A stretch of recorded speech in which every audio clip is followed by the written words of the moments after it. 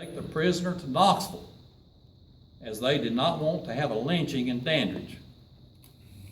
The sheriff had Deputy Black take both prisoners out the rear of the jail, put them in a wagon, where the sheriff soon joined them. It was their first intention to take them in the wagon to Knoxville. But after going a few miles, they concluded if the mob were in pursuit, they would soon be overtaken and the prisoners would be hanged. So they turned off the road and drove to Strawberry Plains, where they caught the early train and came to Knoxville.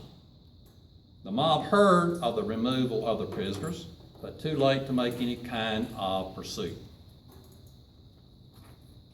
On Monday, while in jail in Knoxville, Don told a reporter his version of what happened.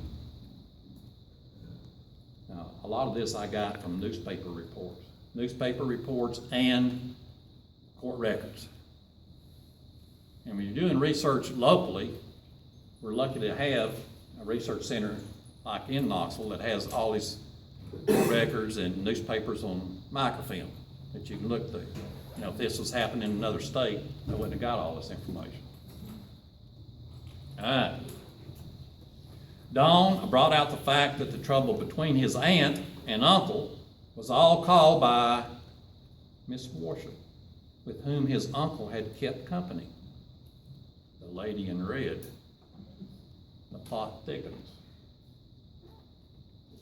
She lived near the Givens for some time and then moved to Morristown. After Miss Worsham's husband had left on a job hunting tour in Illinois, his uncle would go to Morristown and visit for 2 or 3 days at a time. Don said that Miss Worsham, and I quote this from the newspaper, "She is neither pretty nor in any other way liable to attract the attention of the male sex."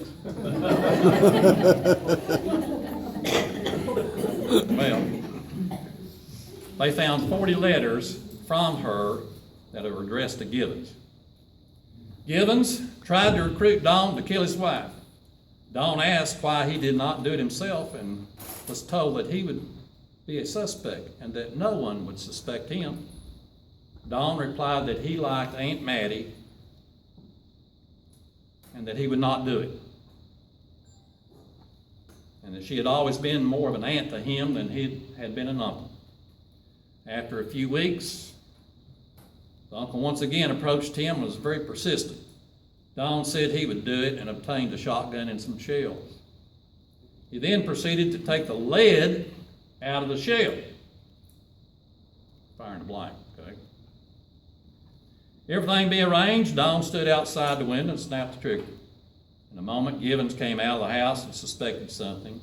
He took the gun, found the empty shell, and said that I did not intend to shoot her. And I told him no, that I did not, but agreed to try it again. The next time I took the shells, before I loaded the gun, I pushed the primers down so the plunger would not strike them. In this way, fixing it so that they would not explode when I pulled the trigger.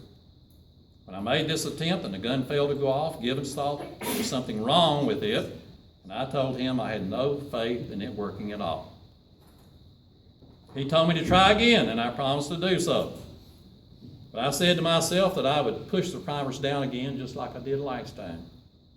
I did this on last Saturday afternoon, and on Saturday night,